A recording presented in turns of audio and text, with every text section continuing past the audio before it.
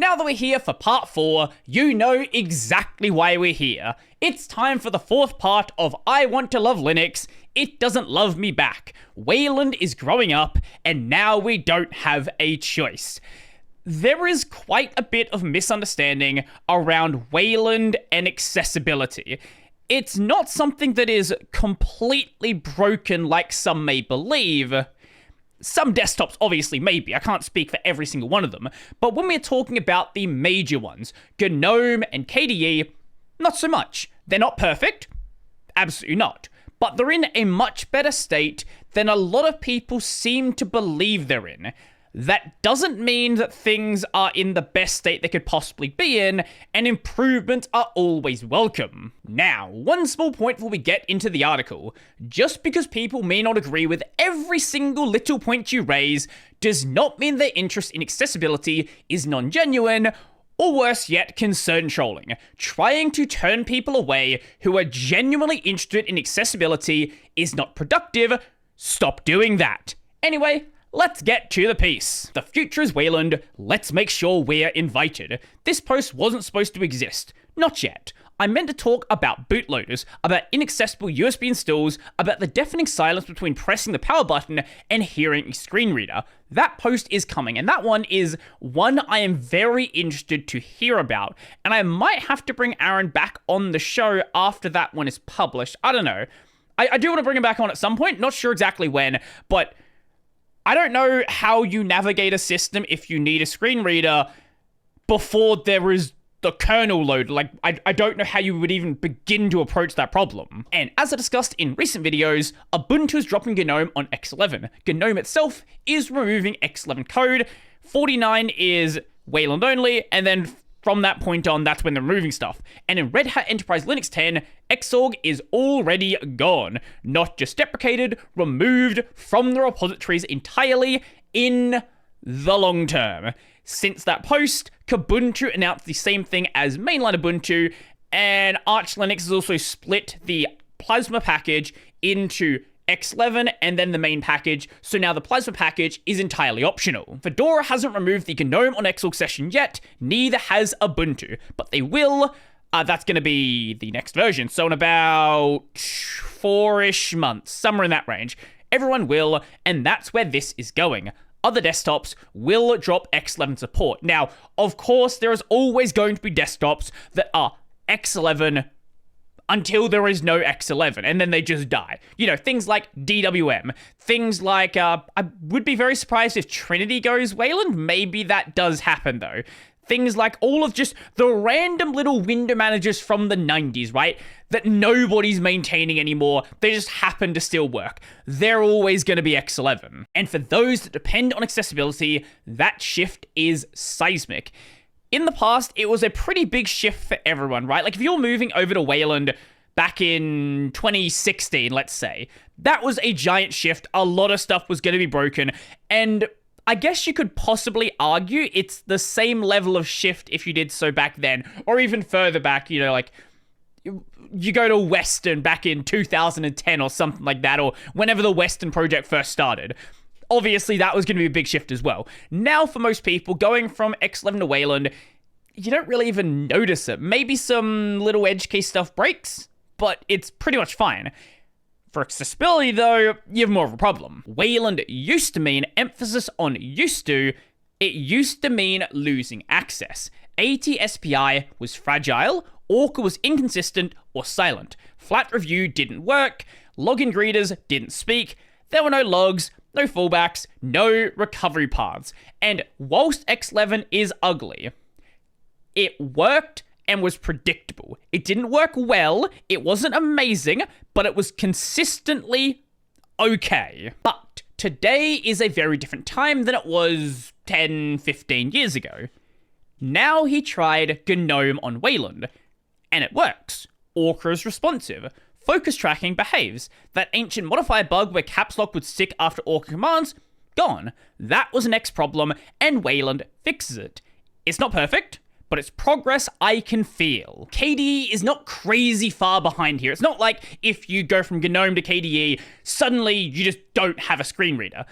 GNOME is generally considered a better experience for a lot of people. Not everyone. Some people are going to have different focuses they want, and GNOME has been working quite a bit on improving accessibility, whereas the section, all of these random little things that were changed. Now, this is not every single accessibility change that was made. There is going to be a lot more of them, and this is something that is very much being worked on, very much being improved. Xorg is going away, slowly but for real. And even if X Libre does become like this big thing, I don't know what's going to happen 6 months to a year from now, it's not going to change the fact that the major desktops are moving away from X11. So even if that becomes an amazing project, GNOME and KDE are not going to stick on the X11 side. Yes, Gen 2 will be Gen 2. Yes, Debian will keep it until it won't compile anymore. If you want to run some random window managers from the 90s, Debian is the best place to go here. And yes, the AUR will archive its ghost for years. If there is somebody who wants to maintain a package, it's going to be in the AUR. And there's going to be at least one person who does so. But that's not a fallback you can depend on. This won't be clean cut. It'll be a long, messy decline. And the longer we wait to make accessibility real on Wayland, the more people we leave behind. And even if you do stick on the X11 side, it's not like you need to just worry about X11.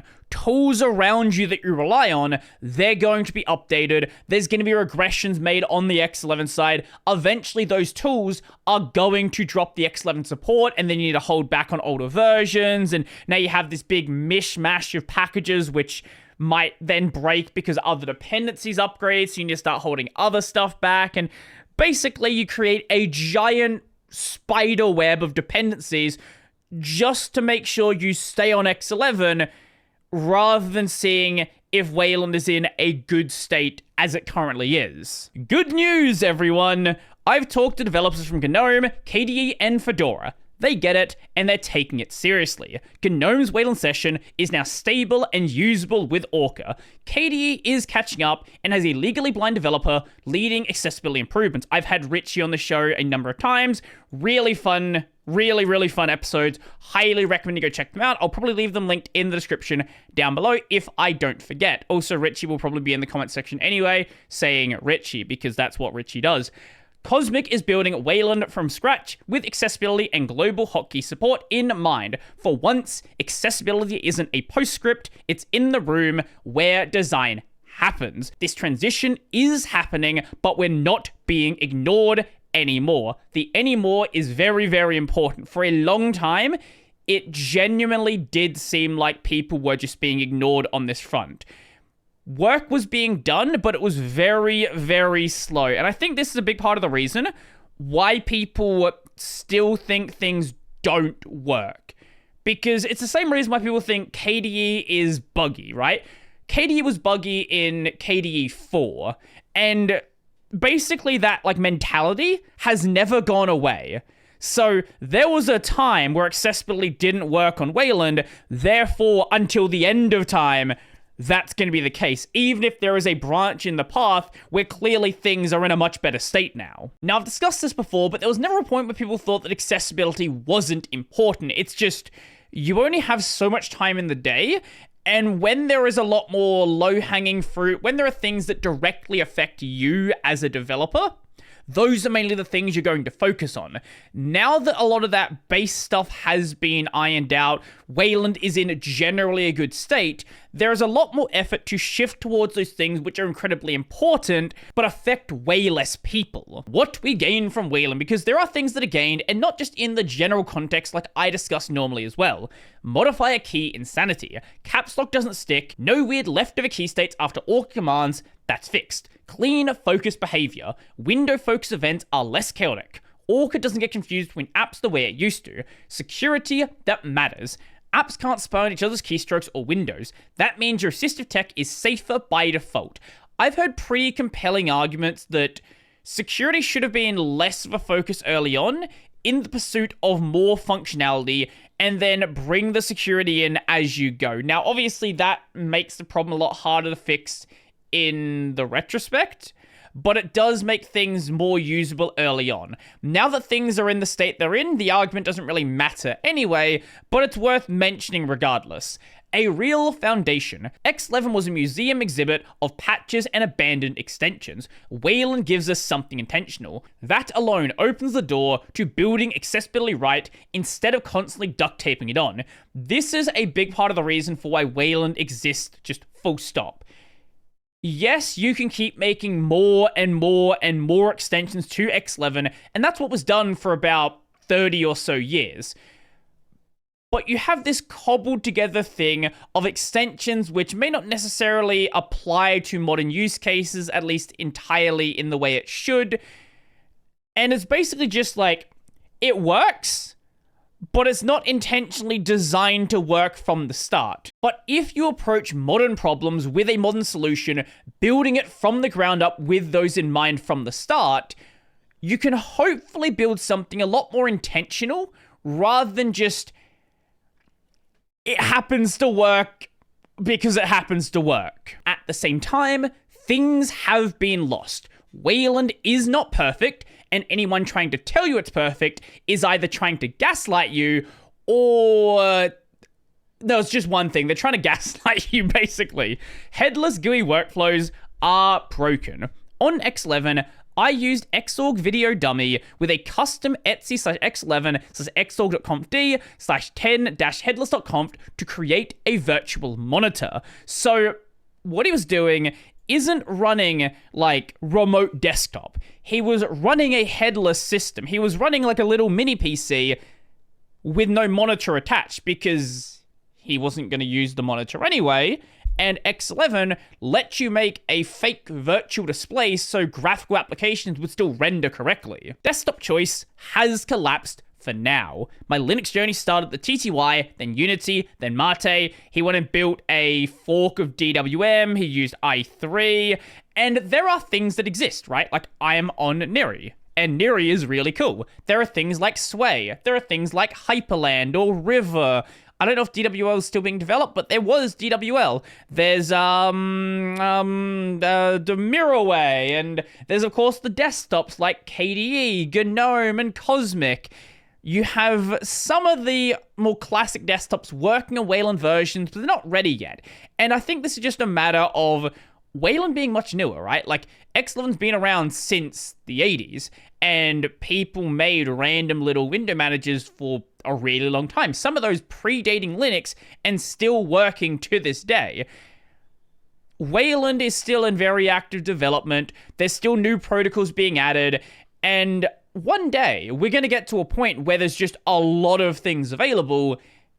It's just that takes time. You need people to actually make those compositors. Mate isn't on Wayland yet, and it matters. Let's be real, Mate was the preferred desktop for blind users under X11. Stable, keyboard accessible, no surprises, and it doesn't support Wayland yet. I hope it does. I hope it's done right, not half-baked, not bolted on. I know they are certainly working on the problem.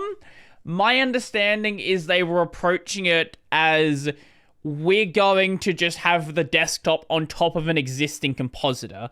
I don't know ultimately the way it's going to go, but if they go down that route, it's not going to be anywhere near as accessible as it was on the X11 side. I hope this is something they do take really seriously, because there are a lot of people who, because they've been on Mate for so long and they know Mate, they are comfortable on Mate, this is a big part of the reason why there is this perception that Wayland isn't really accessible yet, because for a lot of people, they're just not going to change until they know that it's as good as what they currently have, or better, and it might be. But you need to do some really good explanation to show them that, yeah, it might actually be a better choice to go with. And we also lost an ecosystem. XDO Tool, XClip, XWinInfo, OCR Desktop, all the little tools that made scripting, testing, OCR, and interaction possible, broken or unported. This is one of the big areas and one of the big reasons why KDE is holding off going Wayland only. They want to make KDE actually scriptable like it was on the X11 side. A lot of the stuff is there, but something to the level of XDO Tool yes, YDO tool exists, but it requires root access, and you don't really want to do that just for, some key automation, stuff like that.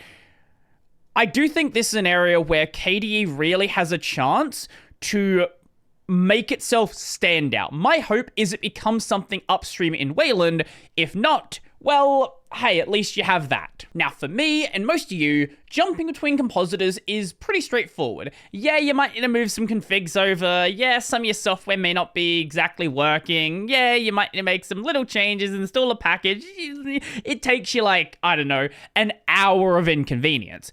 For somebody that relies on a screen reader, if you're going to another session, if you're going to another compositor, you need to make sure it's working before you even start. WRoots-based compositors used by many lightweight Wayland setups still don't reliably support the dbus key binding interfaces that Orca depends on. I've heard of people getting them to work, sometimes, but often not on laptop keyboards where modifier handling is especially flaky. I've been seeing a lot more development of new compositors coming out of the Mia and the Smithy spaces. So maybe we'll move into a world where they're the main focus. I don't know if they handle things better, but if WRoots is not doing things to the level people want it to be at, again, that might be a place where they have a chance to actually really stand out. Then we have the portals. Portals are the future. They're the right abstraction done well. They'll let us build accessibility features, input emulation, screen capture, scripting, and more without depending on insecure hacks. But today, chaos. Each compositor can ship its own portal implementations. Some are incomplete. Some are intentionally incomplete, like the WRoots portal, which it's a very small set of portals which are included. Some are buggy. Definitely seen that before. Some are missing entirely. There's no consistent baseline. One portal might support accessibility events, another might break flat review, and a third might not support screen capture at all. Or if it does support screen capture, the screen capture is kind of funky.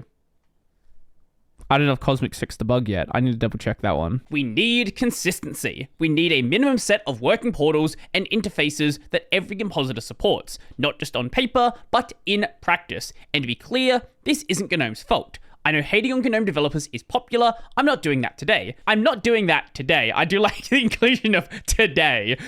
Also, I'm not hating on GNOME developers today either. Again, today is the emphasis. That is a joke. I know I'm going to get some angry comments about it from GNOME developers. GNOME is the only reason Wayland accessibility is usable right now. The work they've done is real, and it's miles ahead of anyone else. No one is quite on GNOME's level. KDE is trying. Again, depending on your specific requirements, KDE might be better for you, as I've seen indicated by Richie, the person working on accessibility on KDE. Obviously, different people are going to have different requirements, and you should try things out and see exactly what you need. Cosmic 2.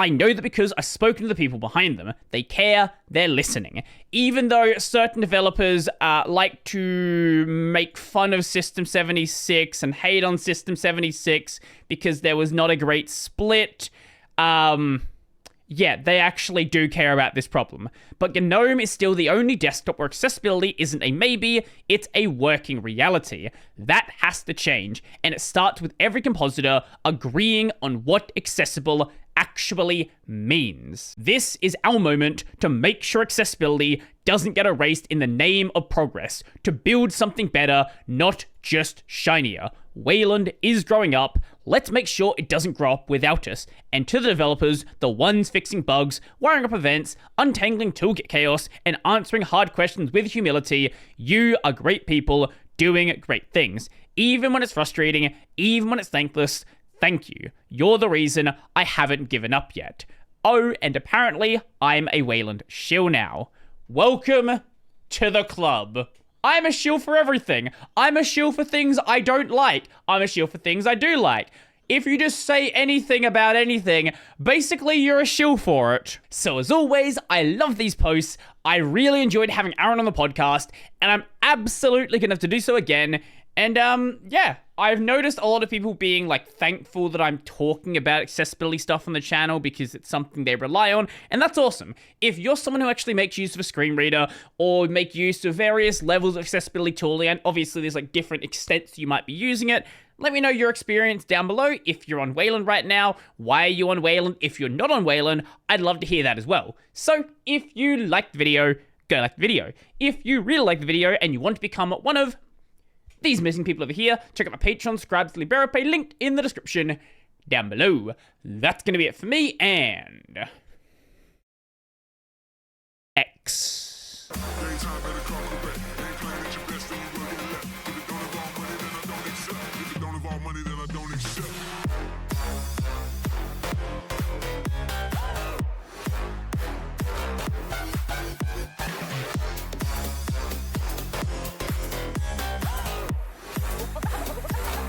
Something like this.